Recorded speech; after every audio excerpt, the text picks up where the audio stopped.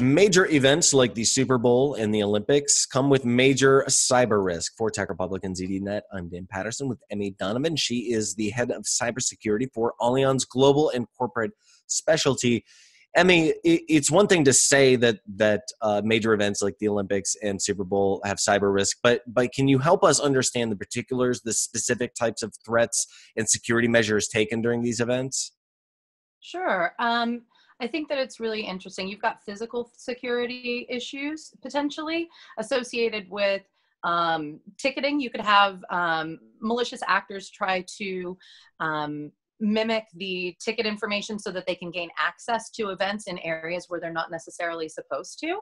So that's definitely a particular concern that we're starting to see, especially with more like electronic ticket usage for these events and things like that, that carries with it a risk. I mean, don't get me wrong, you still have that risk with paper tickets, but it becomes more easy to mimic the sort of passes that you might need rather than having a giant VIP thing around your neck. In some instances, you're using your phone to access certain areas within these large events.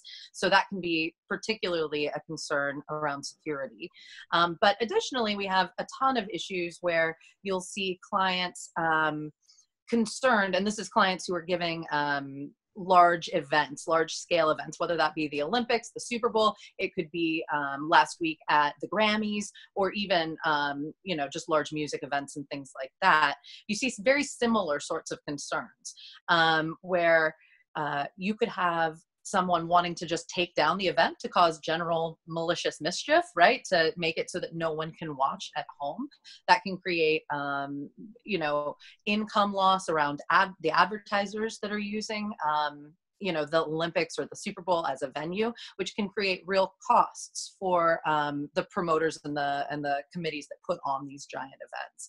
So those are some primary concerns that are top of mind when we look at this.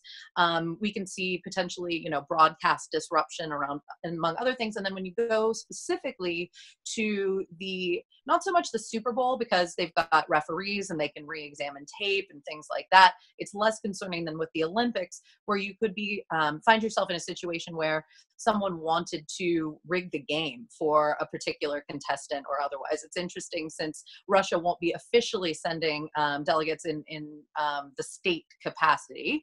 I'm very intrigued to see kind of what ends up happening there, since they are typically considered to be very active in these sorts of cyber campaigns on a state level. So I think that there's definitely the potential there for things like with the Winter Olympics, timing on the finish line when they cross downhill skiing or otherwise.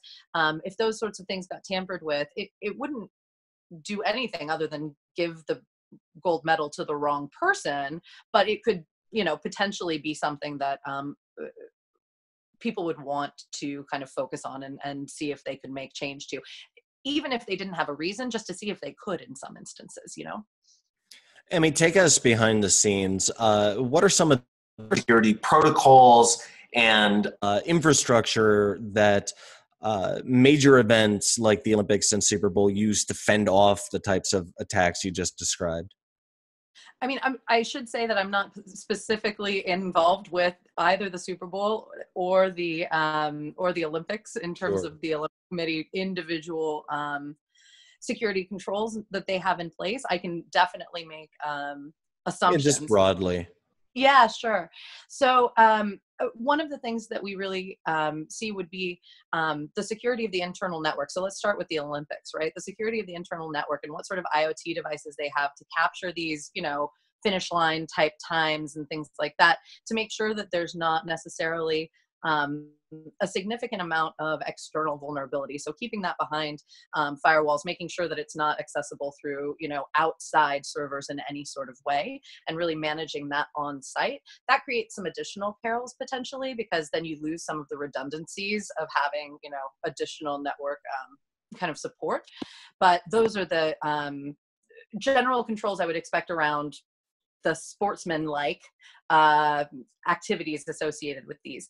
But when you talk about then physical security and things like that, having things like the physical equivalent of dual factor authentication and requiring additional, visual signaling that this is the right person to be in the right place and those sorts of things, validation. I mean, I will say this Super Bowl and the Olympics have a very good history of maintaining, quite high security with very, very few exceptions, right? I think that there was a bit of a bomb scare at the Olympics in Atlanta in '96, which was still quite well handled. And there have been a couple of other incidents on one-off basis. But considering the size of these events, the fact that we don't see more is actually indicative of how strong the security posture and the consideration of these things are at the level of the event organizers, on down to the people who are punching tickets. Last question. Often companies put on large events, or their employees attend large events. So even if it's not something major like the Super Bowl or Olympics, what are some best practices that companies, whether they're SMBs or large enterprise companies, can take away from watching how security is handled at major events and protect themselves? It's a good question. I mean, most companies don't have the same sort of visibility that the Olympics or the Super Bowl would draw. But the important thing for them to remember is just because they are not broadcasting to, 100 million people or whatever the case is, it doesn't mean that they cannot be targets for similar sorts of threats.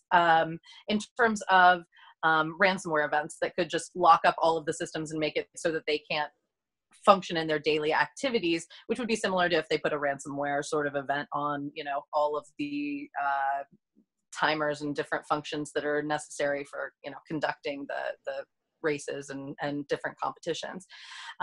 One of the things that I think people need to remember often, and one of the basic things I remind SMBs a lot is, always exercise patches. If things like, WannaCry, Spectre, Meltdown, all of these things that are in the news recently don't remind us of anything, it's the importance of maintaining patches in a timely manner, right? So don't keep hitting like, later tonight, and having some sort of control around that.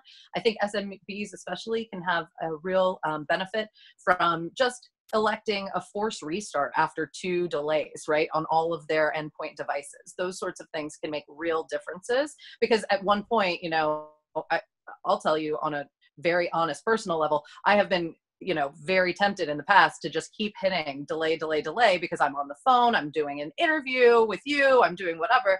And then suddenly you realize it's been 3 days and actually now I could have a potential, very significant vulnerability on my device and or network.